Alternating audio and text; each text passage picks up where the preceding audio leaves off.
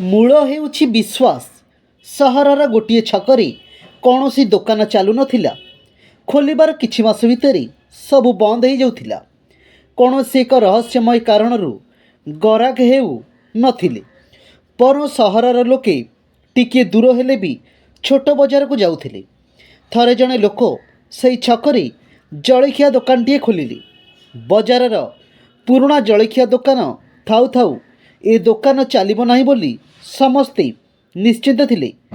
କିନ୍ତୁ ଦେଖାଗଲା ଯେ ପ୍ରଥମ କିଛି ଦିନର ମାନ୍ଦା ବେପାର ପରେ ସେଠାରେ ଭିଡ଼ ଜମିଲା।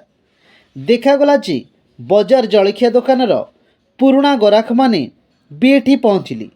ଏଥିରେ ବଜାର ଜଳଖିଆ ଦୋକାନର ମାଲିକ ବିସ୍ମିତ ହୋଇ ସେଠାରେ ଏମିତି କି କାରବାର ଚାଲିଛି ବୋଲି ଭାବି ନିଜେ ଦେଖିବାକୁ ଗଲେ।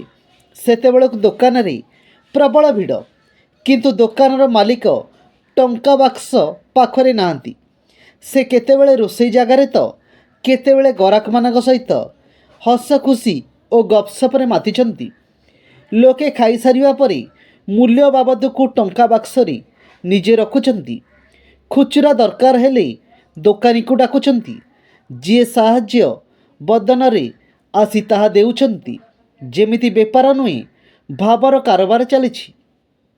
ସନ୍ଧ୍ୟାରେ ଦୁହିଁଙ୍କ ଭିତରେ ଏ ବାବଦରେ କଥାବାର୍ତ୍ତା ବେଳେ ବଜାରର ଜଳଖିଆ ଦୋକାନୀ କହିଲେ, ଆମେ କେବଳ କଥାରେ କହୁ ଗରାଖ ଈଶ୍ୱର ଏବଂ ଆମେ ସେମାନଙ୍କୁ ପୂର୍ଣ୍ଣ ବିଶ୍ୱାସ କରୁ, କିନ୍ତୁ ପ୍ରକୃତରେ ସେମାନଙ୍କୁ ସନ୍ଦେହ କରୁ ଓ ଜଗି ରହୁ। ତେଣୁ ହୁଏତ ସେମାନେ ବି ଆମକୁ ବିଶ୍ୱାସ କରନ୍ତି ନାହିଁ।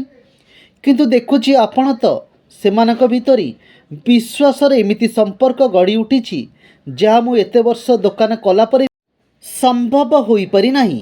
ଏବେ ମୁଁ ବୁଝୁଛି ଯେ ସବୁରି ମୂଳରେ ଅଛି ବିଶ୍ୱାସ। ସେଥିରୁ ଜାତ ହୁଏ ଶ୍ରଦ୍ଧା ଓ ତହିଁରୁ ନିବିଡ଼ ହୁଏ ସମ୍ପର୍କ। ଇଏ ଥିଲା ଆମର ମୂଳ ହେଉଛି ବିଶ୍ୱାସ। ଛୋଟ ଗପ। କେମିତି ଦୋକାନ ବଜାରରେ ଚାଲୁନଥିଲା, ଜଣେ ଦୋକାନୀ ଚଲେଇଲା। ଯଦି ବିଶ୍ୱାସ ଅଛି ସବୁ ଚାଲିବ।